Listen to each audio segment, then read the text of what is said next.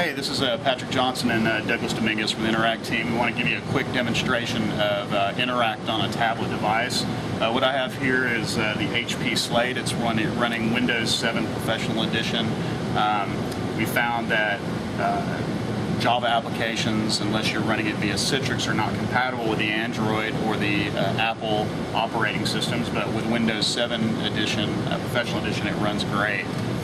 You'll see the device itself is a little bit smaller than the iPad, and because of that, they've provided a stylus pen to allow you to navigate the tablet. You can use your fingers as well, but the stylus pen makes things very easy to do so.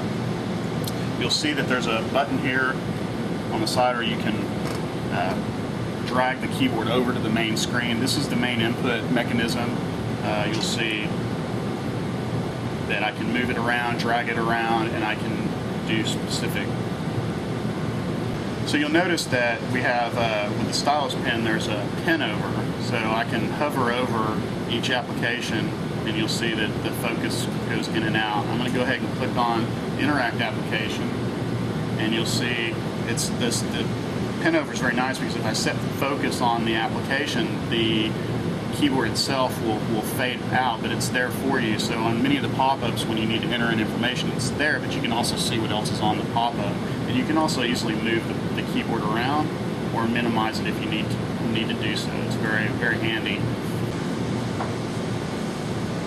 So basically here we have a very simple home page that will allow your roving agents to locate the passengers very quickly, either by the destination, the flight number, or record locator. So bring the keyboard back up, and for our first example, I will type in LHR, London Heathrow, and hit enter. It's going to bring back a flight list, and you'll see I have 2 flights departing from Abu Dhabi to London Heathrow, and I'm going to select the first flight, and I could either hit OK here, or I could hit enter on the keyboard just like a regular keyboard. You see I've selected the flight. We have the seat map, the flight details just like in a normal application, and we're going to go to passenger list, and we're going to enter in the passenger's last name.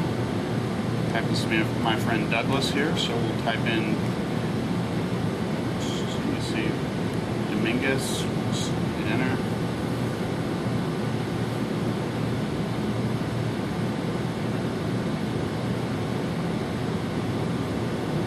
Okay, you see we bring back Douglas, be ready to be checked in. If, for instance, Douglas is a member of a group, I can click group check-in, highlight him, group check-in, and we'll see all the passengers in the group, which include myself and Jerry as well. Okay, so I'm going to check in Douglas, click on his passenger name, and I'll hit enter. I could have also clicked on the check-in button, and going to hit enter here, just not going to enter any bags right now. Say okay.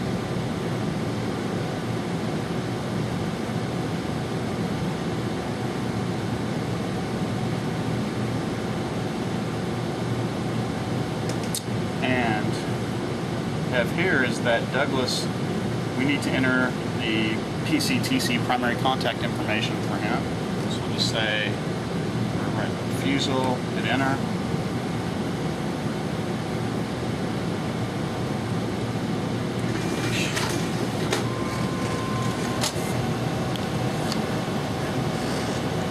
Have the boarding pass.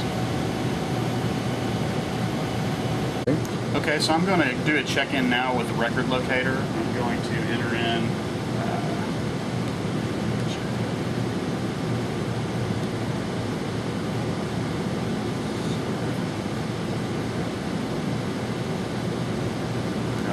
was there for a second.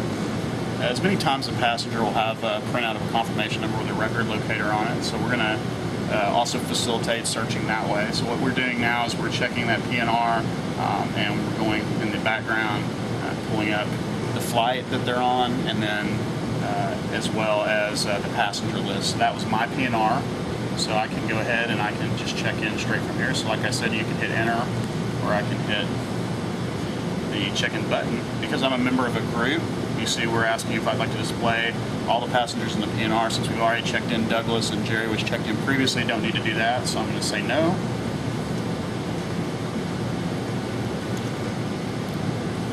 I'm going to say no bags for now. Hit enter.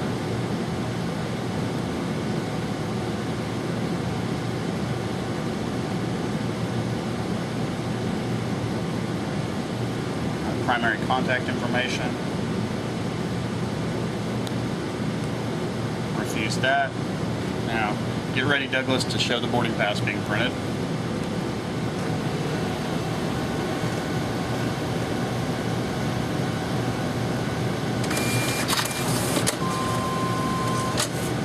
And there you go. Pass. Check-in successful screen here. So in conclusion, that's our demonstration of Interact on a tablet. We're going to continue to look at, improving functionality. It means looking at third-party components such as the keyboard or usability. But I'm very confident that you could take this out there and run it today if you needed to. So without further ado, signing off from Southlake, it's Pat and Douglas, and thank you for your time.